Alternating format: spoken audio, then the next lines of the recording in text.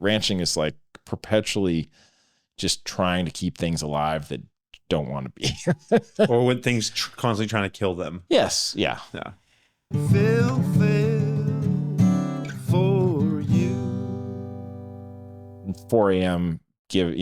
Waking up and driving to a pasture with headlights to help a cow give birth to a calf that she couldn't give birth to or was going to die, or, and then keeping the coyotes away from the calf being born and then, whatever. It's just waiting for the school bus, and the cattle there was a storm and they broke the fence down. And so I'm waiting for the bus. I look over and there's suddenly like cows in the way.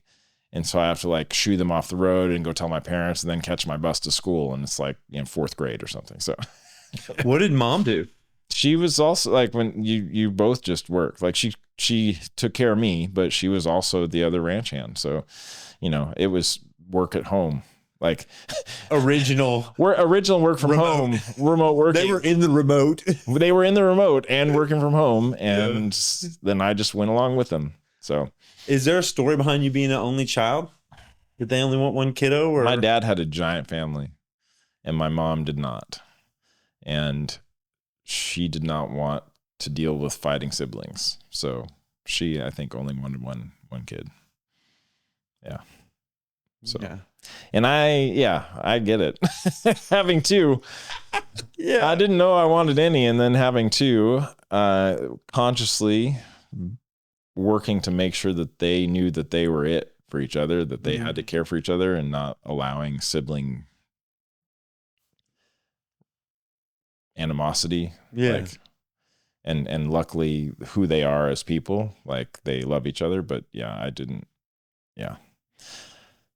get the choice. So I was an only child and we moved a lot. So it made things really interesting.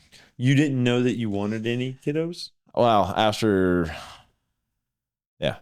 years later, when I was no longer on a ranch and we weren't ranchers anymore, my parents had divorced, and I was like, I don't know. This sucks. I don't think I need to do this to someone else.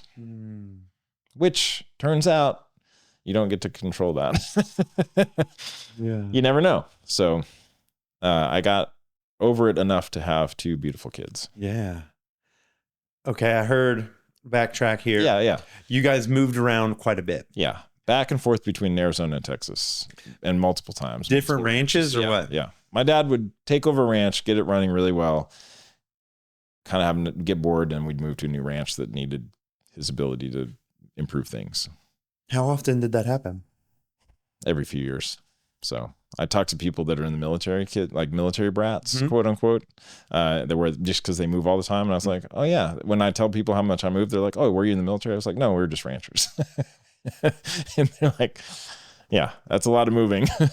Was it an affluent life? Even country affluent? Did your dad make a lot of money doing that? No, they were constantly, you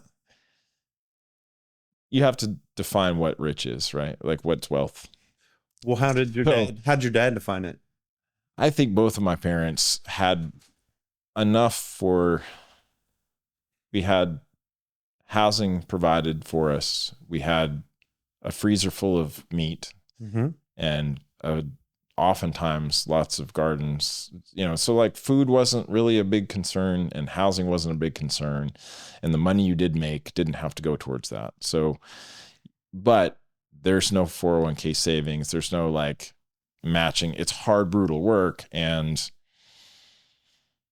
there just wasn't a lot of extra left over. Yeah. So there's no like mountain vacation home. There's no like, it's not like you're going to suddenly like be, maybe someone does, but usually that life is labor and it's not rich. But I watched my mom sacrifice things for her to give me whatever she could the entire time. Up until her last breath, she did everything for me that she could just to make my life better. So yeah, it was a definite model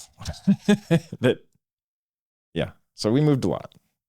And what was it like moving around? I imagine you went to small schools, like in these countries, what were school like?